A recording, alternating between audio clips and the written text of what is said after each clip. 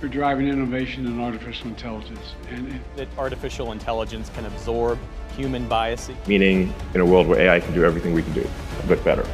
That is perhaps the... Worried about artificial intelligence. Artificial intelligence ተገንዝበን መምራት መከላከል ካልቻል መሪ መሆን አንችልም። Artificial intelligence. It means artificial intelligence, and part of the... I think AI is one of the biggest threats. Maaliif namoonni addunyaa irratti biyya hoogganan pireezidaantoonni fi abbootiin qabeenyaa akkasumas gaazexeessitoonni namoonni addunyaa irratti dhiibbaa uumuu danda'an hundi waa'ee artificial intelligence haasaan beektu.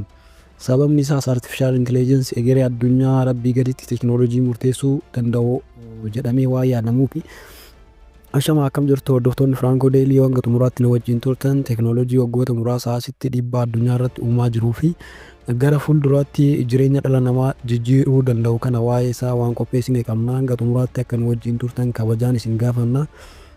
Viidiyoo kana dabarsuun isinirra hin jiraatu sababni isaas artificial intelligence teknoolojii jireenya keenya gara fuulduraa irratti dhiibbaa guddaa uumuu danda'uu fi isaan maleetti jireenyi hin yaadamne jedhamee waa yaadamuuf hanga xumuraatti akka daawwattan kabajaan isin affeeree jira gara viidiyoo.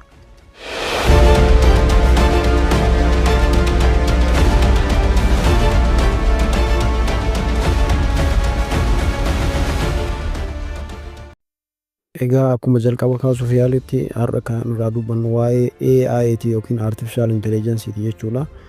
Egaa hiika isaarraa yookaan artificial intelligence jechuun ka dandeettii namaa maashina irratti fe'uu yookiin proogiraamii gochuu jechuudha.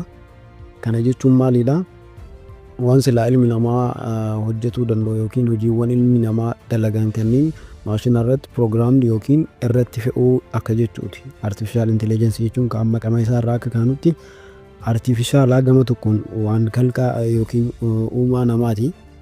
Waan namni uume gama biraatiin ammoo intelligent akkuma namaatti intelligent yookaan dandeettii waa hojjechuu kan qabu jechuudha. Egaa artificial intelligence irratti maashinoonni kunniin kan irratti fe'aman kun jechuun akkaataan isaan itti diizaayin godhaman dandeettii waa hubachuu, waa adda baafachuu, barsiisuu, murtii kennuu fi rakkoolee garaagaraa hiikuu kan danda'anidha jechuudha. Maashinoonni kunniin jechuudha. Akkasumas inumaayyuu yeroo ammaa keessa ammoo maashinoonni kunniin nama waliin interaaktii gochuu kan danda'anidha jechuudha. Kana jechuunis nama waliin dubbachuu fi dhageeffachuu kan danda'anidha jechuudha. Fakkeenyaaf amma bootota garaagaraatu jira kaa isinis ni beektan jedheetii yaada. Fakkeenyaaf amma Apple Mobile irra kan jiru Siriin jira. Hedduun jira amma kan fayyadamu mobaayila kiyya irratti eelaa kan jedhamu jira. Bootota hedduutu jira kan nama waliin dubbachuu fi nama dhageeffachuu kan danda'an. Fakkeenyaaf ChatGPT'n yeroo keessa dhufe nama waliin dubbachuu fi nama waliin interaaktii gochuu kan danda'udha jechuudha. Egaa maashinoonni kunniin intenshiiniin isaan itti kalaqaman maalidha? Bakka namaa bu'anii waan namni hojjetu hojjechuu akka danda'anii fi namarraa waan silaa namni hojjetu bakka namaa bu'anii hojii namni hojjetu akka salphaa yookiin namaaf salphatu gochuudha jechuudha dhimma namaatiif. Akkaataan itti isaan kalaqamaniif kanaafis ta'uu danda'a wanta biraatiifis kalaqamuu danda'anii garuu wanti guddaan isaan irratti kalaqaman isa kana jechuudha. Egaa maashinoonni kunniin dandeettii namaa akka amma jennisan waa hubachuu, waa adda baafachuu barsiisuu fi bakka namaa bu'uu qofa osoo hin ta'in hunumaayyuu yeroo ammaatti kan jedhamaa jiru maalidha? Maashinoonni kunniin artificial intelligence'n namaa ol super artificial intelligence kan jedhamu jira amma yeroo keessa kan kalaqame. Inni kun maal godha?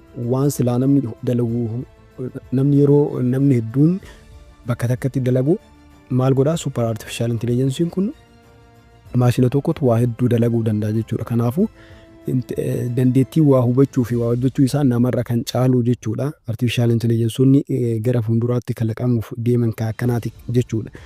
Egaa anarra waa muraasa waan artificial intelligence kan irraa dubbadhu akkaataa itti jalqabe qaba. Artificial intelligence bara 1950 irraa kan inni kaase. Kana yeroo biraatiif itti deebi'ee dubbachuun ni danda'a. Artificial intelligence akkamitti hojjetaa gaafii jedhu deebisuudhaaf akkuma jalqaba kaasuuf yaaletti kaa'ee yaan dandeettii namaatu maashina irratti proogiraamii godhama yookiin yeroo barbaadametti bakka namaa san bu'ee tajaajila kennuu kan jechuudha. Kan kennu jechuudha.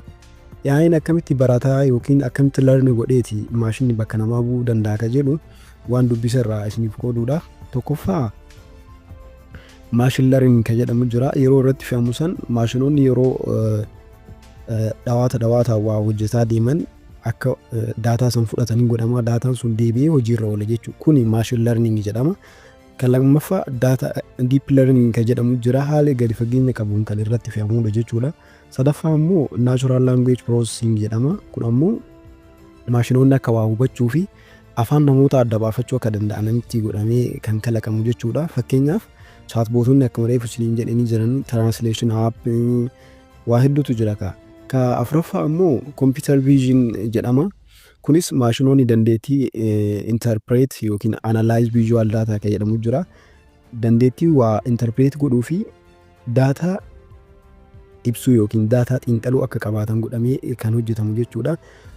Egaa analyze visual data ka jennuun data ijaan hin mul'anne analyze akkaataa itti godhuu danda'aman irratti maashinoota kalaqaman jechuudha. Kanaaf AI'n akkamitti hojjetaa yookaan akkamitti barata ka jedhu kanaaf deebii kennuudhaaf waan kana kan dubbise haganuma jechuudha. Waan afran kanarraa tokkoffaa machine learning, sadaffaa deep learning, afuraffaa natural language processing ka jennee fi sadaffaan afuraffaan ammoo computer vision ka jenne jechuudha. Har'aaf waan muraasa kan tuttuqu yoo waa'een artificial intelligence kun chaanala kanarratti kan jaalatamaa ta'u ta'e itti fufee waa hedduu dubbadha jechuudha. Egaa artificial intelligence damee kamirratti hojjeta? Damee jiruuf jireenya hawaasa ilma namaa keessatti damee kamirratti artificial intelligence addunyaan amma itti fayyadamaa jirti yoo kanaan jettan ta'e damee dinagdee ta'uu danda'a. Lammaffaan damee transportationii, damee qonnaa agriculture, damee waraanaa ta'uu danda'a, daily life ta'uu danda'a. Inni biraa immoo damee barnoota, damee entertainment, damee hedduutu jira jechuudha. Kanaafuu artificial intelligence wantoota kana hunda keessatti ilmi namaa fayyadamaa jira jechuudha. Mee tokko tokko waa'ee isaanii jedhee har'aaf waan muraasa kan dubbadhu yoo ka viidiyoon kun kan jaalatamu ta'e waa'ee dameewwan kanneenii akkamitti artificial intelligence dameewwan kanneen keessatti addunyaan fayyadamaa jirti ka jedhu viidiyoowwan kan hojjedhu ta'a. Ammaaf waan muraasa kan dubbadhu dameewwan kanneenitti na wajjin tura.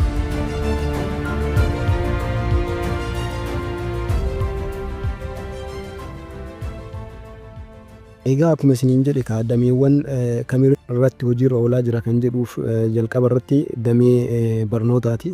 Damee education jechuudha.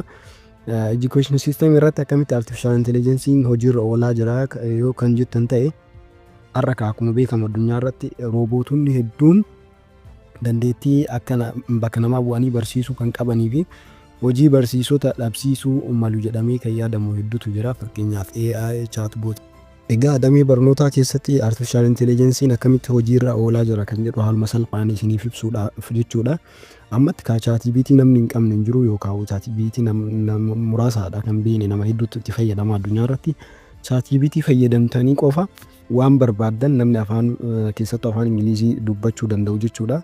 ChatGPT fayyadamtanii wanta silaa barbaaddan waan isin dhibe gaafachuu dandeettanii walaa herreega ta'uu danda'a, waan biraatis ta'uu danda'a, waan barbaaddan gaafattanii irraa barachuu ni dandeettan. Kun haala salphaadhaan jechuudha.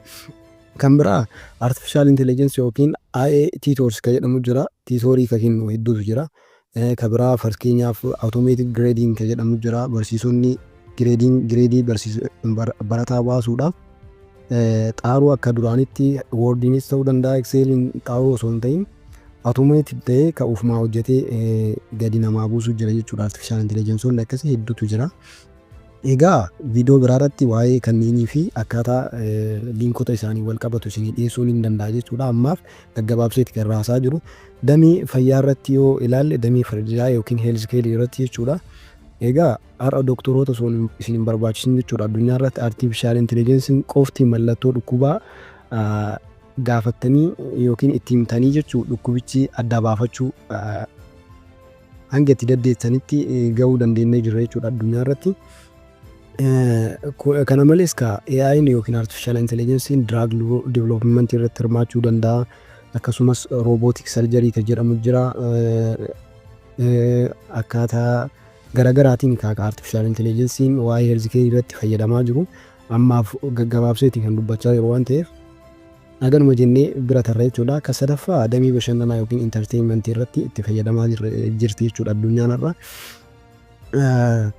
Ammatti kan sadarkaa addunyaatti AI'n bashannanuun ala AI osoo hin fayyadamiin bashannanuun waan jiru hin fakkaatu yookaan waan hin yaadamne jechuudha. Irratti kontentii kireet godhuudhaaf as YouTube irrattuu ta'uu danda'a, TikTok garuma biraa irrattuu yoo hin fayyadama jettan AI yoo hin fayyadamin akkasumara viidiyoon keessan jaalatamaa ta'uu dhabuun hin mala, namni waa'ee isaa dubbachuu dhabuun hin mala. Maaliidhaaf? Sababa AI'n ittiin galiniif jechuudha kontentii keessan sana irratti. Kana malee AI'n sadarkaa addunyaatti kaampaanota bashannanaa hedduu keessatti fayyadamaa jirti jechuudha addunyaan. Dhiifama. AI addunyaan fayyadamaa jirti jechuudha. Mee kanarraa waan keessattuu damee bashannanaa kan irratti viidiyoowwan baay'ee hojjetu waan hin barbaaduuf akka viidiyoo kana nama hedduu bira gahu akkanaaf gootan ni hawwa. Kanaaf AI damee bashannanaa irratti waa hedduu jira. Waa'ee Midjourney viidiyoo tokko barbaachisannu DE Netflix irratti fayyadamaa jirti addunyaan. Waa hedduu damee bashannanaa irratti AI itti fayyadamaa jirtu. Inni biraa damee diinagdee yookiin biizinasii irratti AI fayyadamaa jirti jechuudha addunyaan. Artificial Intelligence'n bakka namaa bu'ee maamiloota dubbisuu yookiin kastameroota dubbisuu kan danda'uu fi waa'ee xiinxala daataa haala biizinasii keessa jiru irratti information nuu kennuu kan danda'uu fi murtiiwwan dabarfaman sappoortii gochuu yookiin gargaaruu kan danda'u jechuun murtiin dabarfaman daataa qaburratti hundaa'ee sirriidha moo sirrii miti jedhee sappoortii gochuu danda'u AI hedduutu jira jechuudha addunyaa irratti. Kana malee karaa hedduun kan gaggabaabseeti kan dubbataa jiru. Inni biraa damee tiraanspoorteeshinii irratti har'a AI hanga konkolaattota ofiin deemuu danda'an kalaquutti geettee jirti jechuudha addunyaan. Kana viidiyoo garaagaraa isin agarsiisuu ni danda'a jechuudha. Viidiyoo asii gadii kanallee ilaaluu ni dandeettanii. Autonomous self driving cars jedhamantu jira. Teslaan bara 2023 fakkaata. Kalaqee kan gadi baase makiinonni konkolaattonni akkasii hedduutu jira jechuudha. Konkolaattonni kunniin maal godhanii artificial intelligence'n kun naavigeeshinii fi seeftii qabaa ofirraa jechuudha. Waa hedduu wanti makiinota kanarratti hojjetamanii. Kabiraa damee tiraanspoorteeshinii irratti maal gochuu danda'a AI'n tiraafikii bakka bu'uu danda'a. Traffic management system kan jedhamu jira. AI'n bakka namaa bu'ee achirratti hojjetuu ni danda'a jechuudha. Inni biraa damee qonnaa irratti yookiin agriikaalchariidha. Keessumattuu biyya akka keenyaa agriikaalcharii irratti yookaan qonna irratti hundooftee irratti damee qonnaa irratti artificial intelligence osoo fayyadamtee biyyattiin haalaan oomisha dabaluu ni dandeetti jechuudha. Egaa diroononnii fi artificial intelligence sensaroonni haala fayyaa midhaanii fi biqiltoota qo'achuu fi hordofuu kan danda'an hedduutu har'a addunyaa irratti kalaqamee jira.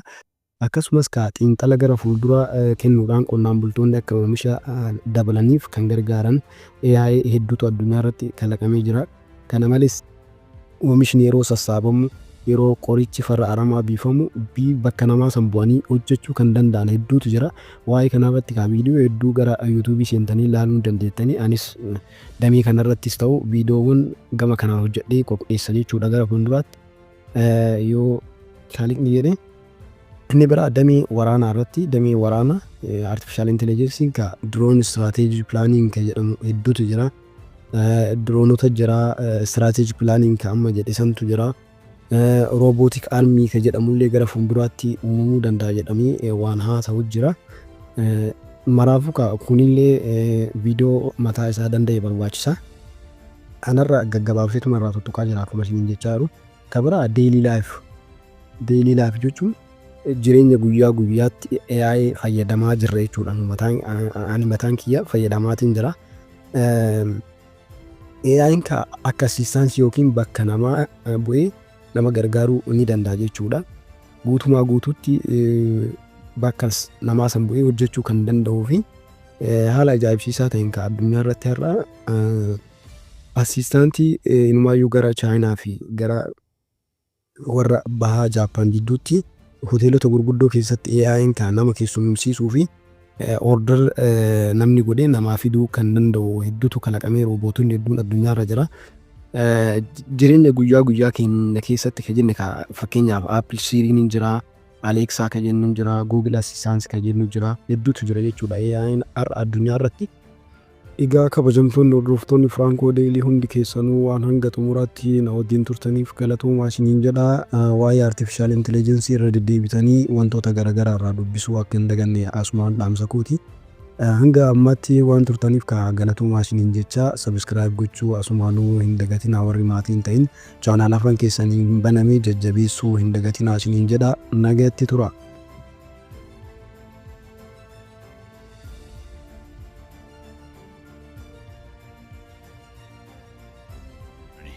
Don't forget to like, subscribe, and hit the notifications button for more insights into the world of AI.